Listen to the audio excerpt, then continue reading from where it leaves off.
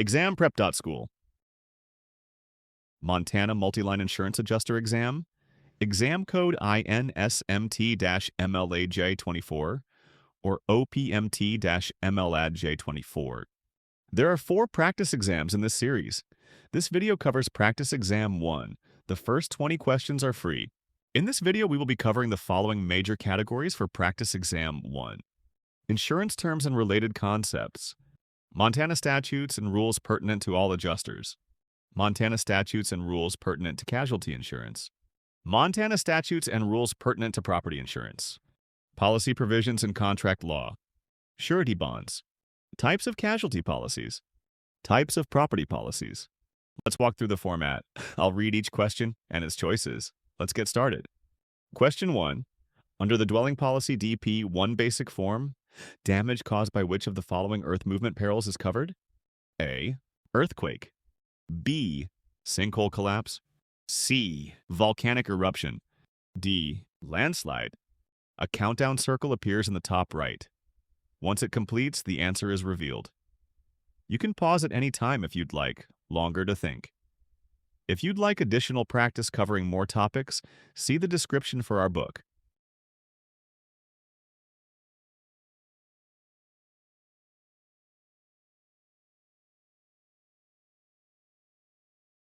The correct answer is C.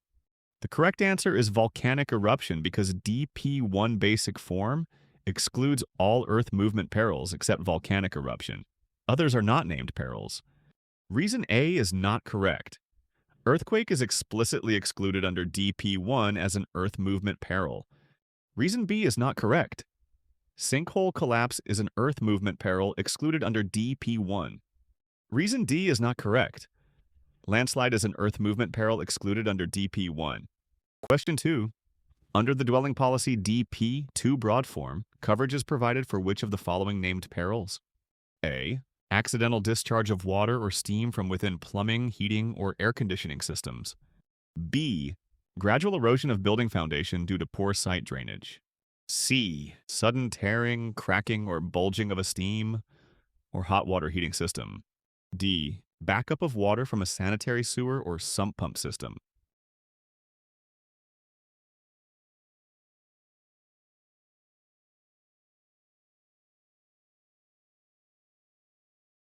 The correct answer is C. The correct answer is sudden tearing, cracking, or bulging of a steam or hot water heating system because DP2 broad form adds this specific broadening peril. Other choices are excluded perils. Reason A is not correct. Accidental discharge due to continuous leakage is excluded under DP2. Reason B is not correct. Gradual erosion from poor drainage is not a covered peril under DP2. Reason D is not correct. Backup of sewer or sump pump water is excluded under DP2 broad form. Question 3. A homeowner purchased a DP3 special form for a rental dwelling. During a windstorm, a large tree limb penetrated the roof and caused water damage to the interior ceiling. Under the DP3 special form, which loss is covered? A. Water damage to personal property inside the dwelling. B. Water damage to the interior ceiling after roof penetration. C. Cost to remove the fallen tree limb from the roof. D. Damage to the tree limb caused by the windstorm.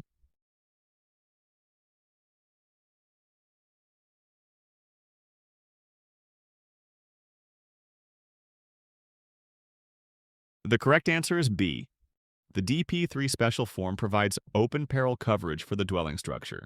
A falling object that first damages the roof, an exterior part, and then causes interior water damage to the ceiling is covered under Coverage A. Reason A is not correct. Personal property is excluded under Coverage C of a DP3 special form, as it only covers the dwelling structure. Reason C is not correct. Landscape features and tree removal are excluded under DP3, which covers only the dwelling structure and attached structures. Reason D is not correct. Damage to trees and landscaping is excluded under DP3, which does not insure outdoor trees or plants. Question 4. A homeowner has an HO3 policy with dwelling coverage on a replacement cost basis and meets the 80% coinsurance requirement. Severe hail damages the vinyl siding on the home. Under coverage A of an HO3 policy, which basis applies to the siding damage claim? A. Actual cash value basis after depreciation. B. Replacement cost basis without deduction for depreciation. C. Agreed value basis established at policy inception. D. Functional replacement cost basis reflecting modern materials.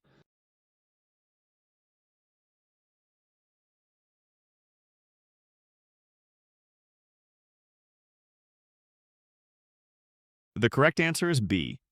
Coverage A on an HO3 policy provides dwelling protection on an open peril basis and is settled on a replacement cost basis when the 80% coinsurance requirement is satisfied. Reason A is not correct.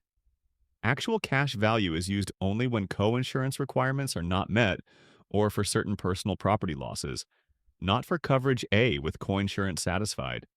Reason C is not correct. An agreed value settlement is not a feature of the standard HO3 dwelling coverage. Reason D is not correct. Functional replacement cost applies to specific coverage forms, not the standard HO3 dwelling coverage, which uses full replacement cost. Question 5. A renter has an HO4 policy with personal property coverage subject to a $500 deductible. After a burglary, a laptop with an actual cash value of $2,000 is stolen from the apartment. How much will the insurer pay for the loss? A. $2,000. B. $1,500. C. $1,000. D. $500.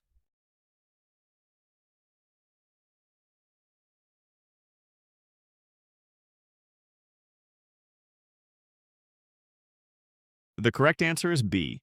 Under an HO4 policy, personal property losses are settled on an actual cash value basis minus the deductible. Subtracting the $500 deductible from the $2,000 value yields a $1,500 payment. Reason A is not correct. The deductible must be subtracted from the actual cash value payment, so the full $2,000 is not paid. Reason C is not correct. Subtracting twice the deductible would understate the payout. Only one deductible applies. Reason D is not correct. The deductible is not the amount paid. It is the amount the insured retains before insurer reimbursement. Question 6. A condo owner has an HO6 policy that includes coverage A for alterations, appliances, and improvements. A pipe leak from the unit above damages custom built-in cabinets installed by the owner. Under which coverage section of the HO6 should the owner file a claim for the damaged cabinets? A. Coverage C. B. Coverage A. C. Coverage D. Loss of use. D. Section 2. Liability.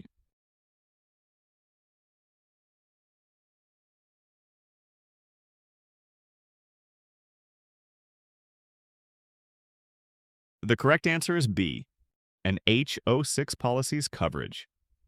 A specifically insures the owner's improvements, appliances, and alterations. Damage to built-in cabinets installed by the condo owner is covered under coverage A. Reason A is not correct. Coverage C applies only to personal property, not structural improvements. Reason C is not correct.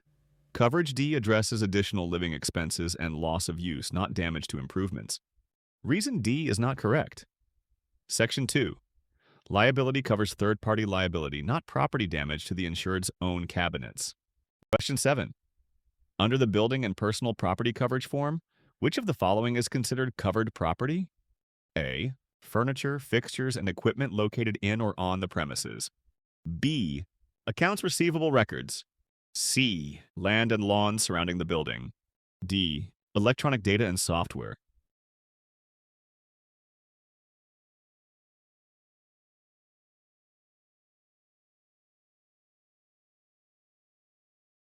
The correct answer is A.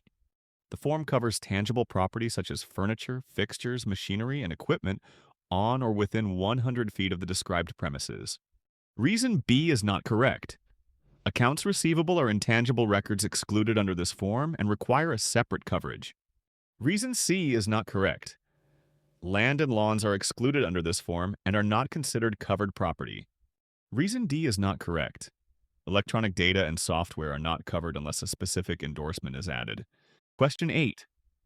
Which peril is explicitly excluded under the causes of loss? Basic form but included under the broad form. A. Fire. B. Windstorm or hail. C. Vandalism. D. Collapse of building.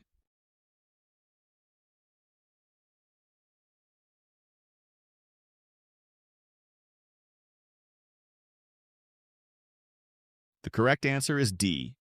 Collapse is not listed as a covered peril in the basic form, whereas the broad form adds coverage for building collapse. Reason A is not correct. Fire is one of the named perils included in both the basic and broad forms. Reason B is not correct. Windstorm or hail is insured under the basic form as a named peril. Reason C is not correct. Vandalism is covered under the basic form as a named peril. Question 9. Under the causes of loss, broad form, which of the following additional perils is covered that is not in the basic form? A. Weight of snow, ice, or sleet. B. Accidental discharge or leakage from an automatic sprinkler system. C. Leak or discharge from a building sewer system. D. Smoke from agricultural smudging.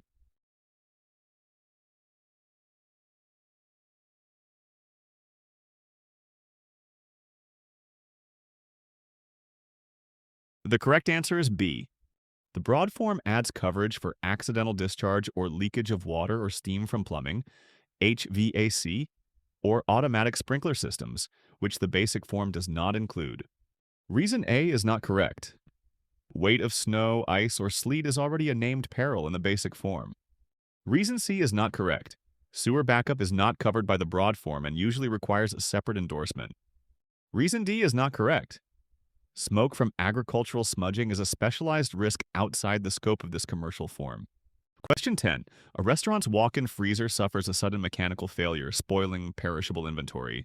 Under a causes of loss special form, what limitation applies to this loss? A. Exclusion of mechanical breakdown under the open perils coverage. B. Coverage only if a spoilage endorsement is attached. C. Automatic coverage for mechanical failure is an open peril. D. Coverage limited to damage from perils specifically named in the policy.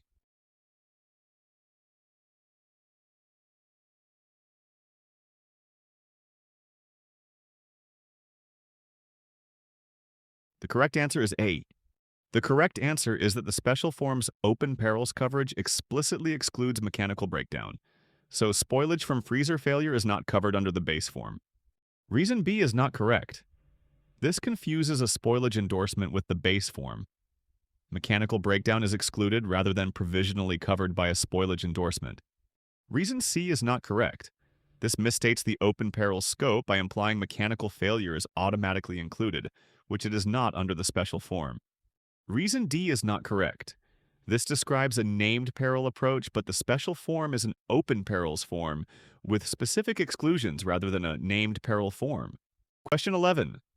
A retail warehouse is damaged by fire, and business income coverage includes a 72-hour waiting period. When does the period of restoration begin for business income calculations? A. At the date of loss as specified by the form's definitions. B. After the 72-hour waiting period has elapsed. C. When the building is rebuilt and ready for occupancy. D. When normal operations resume without restrictions.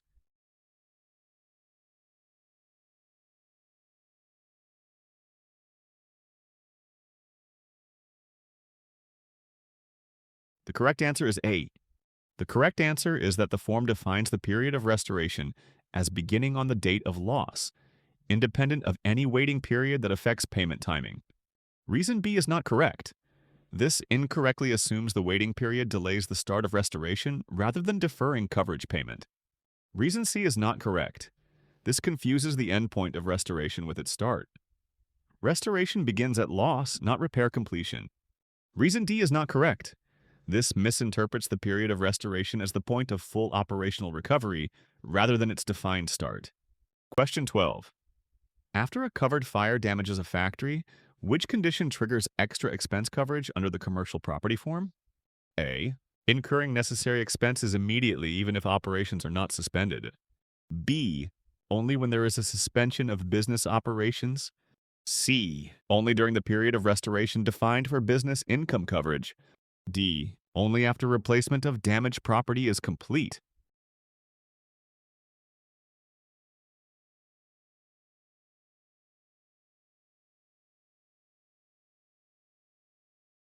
The correct answer is A. The correct answer is that extra expense coverage applies immediately to necessary costs incurred to minimize suspension, regardless of whether operations are suspended. Reason B is not correct. This erroneously ties coverage to suspension only, whereas extra expense is not contingent on suspension. Reason C is not correct. This confuses extra expense coverage with business income timing, but extra expense is independent of the restoration period. Reason D is not correct. This incorrectly delays coverage until after replacement, whereas coverage begins when expenses are incurred. Question 13.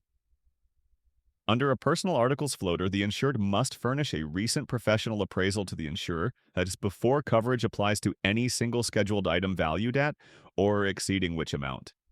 A. $1,500. B. $2,500. C. $5,000. D. $10,000.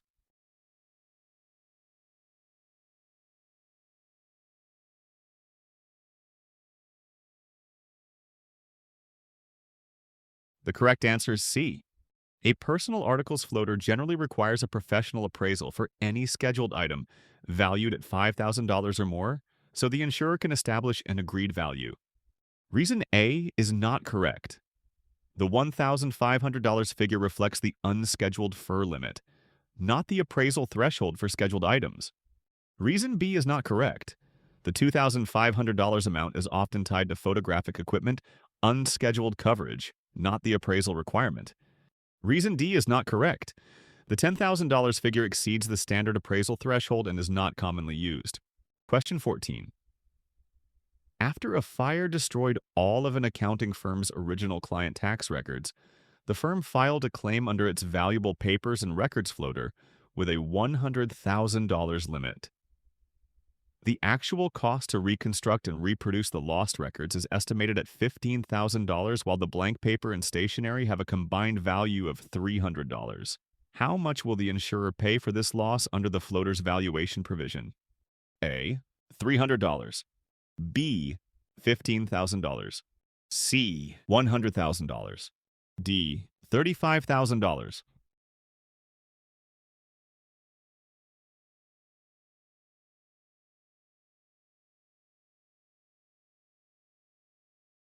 The correct answer is B. The valuable papers and records floater covers the reasonable expense to research, replace, or restore lost information, regardless of the physical value of the paper, up to the policy limit. Since reconstruction costs are $15,000 and that is below the $100,000 limit, the insurer pays $15,000. Reason A is not correct. Coverage is for the cost to reconstruct records, not just the blank paper's negligible value. Reason C is not correct. Payment is based on actual reconstruction cost, not automatically the full policy limit. Reason D is not correct. There is no provision for a separate $35,000 salvage or special equipment expense under this valuation. Question 15. Under the NFI P standard flood insurance policy, which of the following is specifically excluded from coverage? A. Debris removal from the insured property following a flood. B. Additional living expenses incurred due to displacement after a flood. C. Damage to the insured dwelling's electrical system caused by floodwaters. D. Loss resulting from mold, mildew, or fungus growth.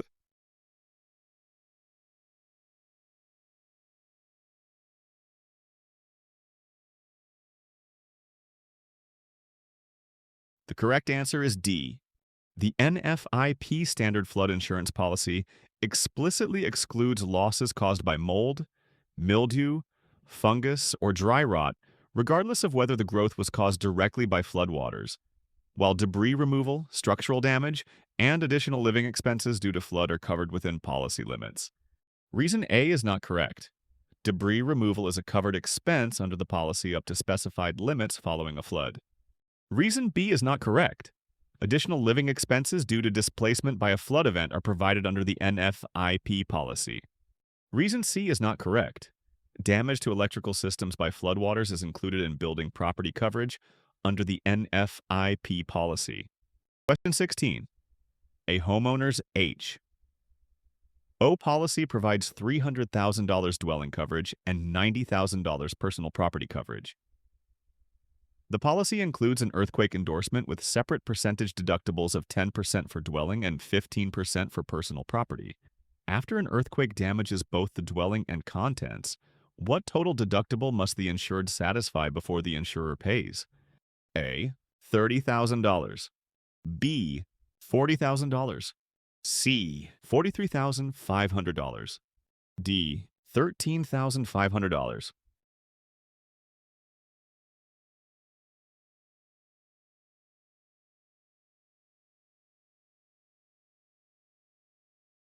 The correct answer is C.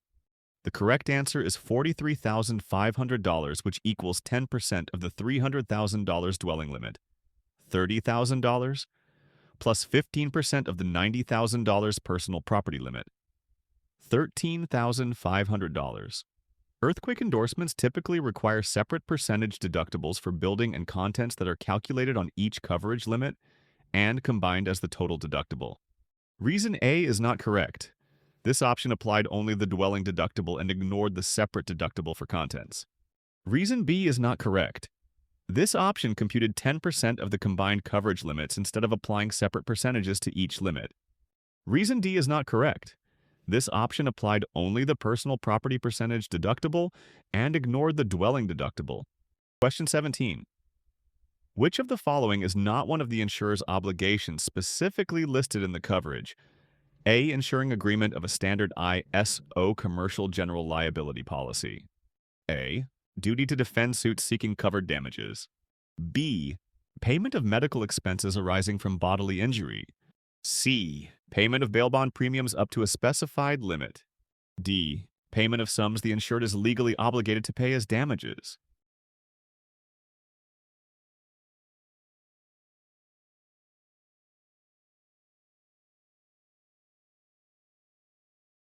The correct answer is C.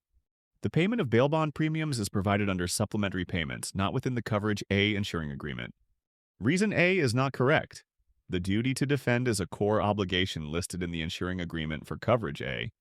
Reason B is not correct.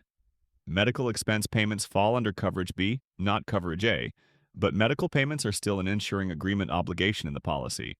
Reason D is not correct.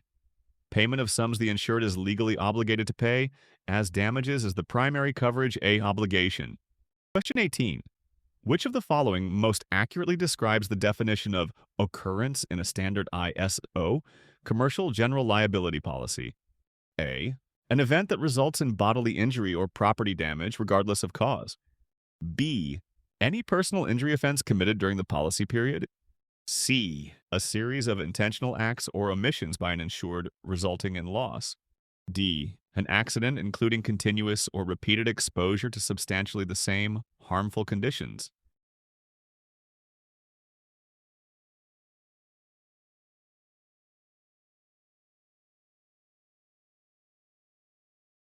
The correct answer is D. An occurrence is defined as an accident or continuous exposure to the same harmful conditions that result in bodily injury or property damage. Reason A is not correct. Not every event qualifies as an accidental occurrence under the policy's definition. Reason B is not correct. Personal injury offenses are covered under a separate insuring agreement, not in coverage A occurrences. Reason C is not correct. Intentional acts are excluded from the standard definition of occurrence. Question 19.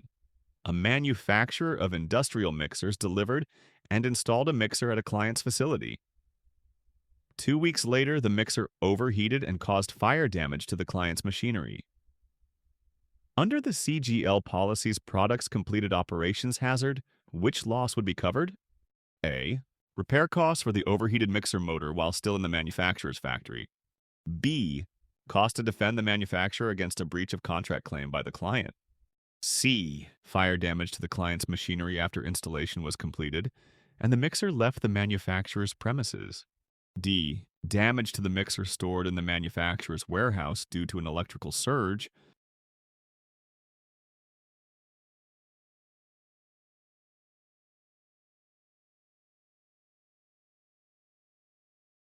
The correct answer is C. The product's completed operations hazard covers bodily injury or property damage that occurs away from the insured's premises, arising out of the insured's products or completed work after it has been relinquished. Reason A is not correct. This loss occurred before the product left the manufacturer's control and is excluded under product's completed operations. Reason B is not correct. Defense of a breach of contract claim is excluded under the contract liability exclusion, not covered by this hazard. Reason D is not correct. Damage while the mixer is still stored on the manufacturer's premises is not covered under product's completed operations. Question 20. During a marketing event, a company accidentally printed a brochure falsely stating that a competitor's design infringed on its patent, harming the competitor's reputation. Which coverage part in a CGL policy would respond to this claim? A. A claim for property damage arising from malfunctioning promotional equipment. B. A bodily injury claim by attendees injured at the event. C. A libel claim arising from false statements in the printed brochure. D. A contractual liability claim for failure to meet promotional targets.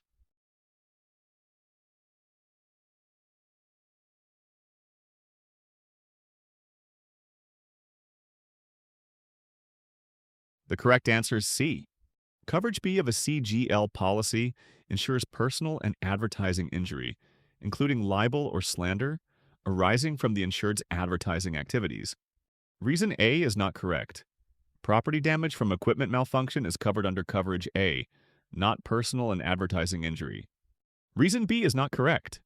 Bodily injury claims fall under coverage A, not under coverage B for personal and advertising injury. Reason D is not correct. Failure to meet promotional targets is a contractual dispute, excluded under the contractual liability exclusion. Enjoyed this practice test? Tap like, hit subscribe, and share it with a classmate. Got a question we should tweak? Comment below We Read Them All. Find full practice exam books in the description or at ExamPrep.School.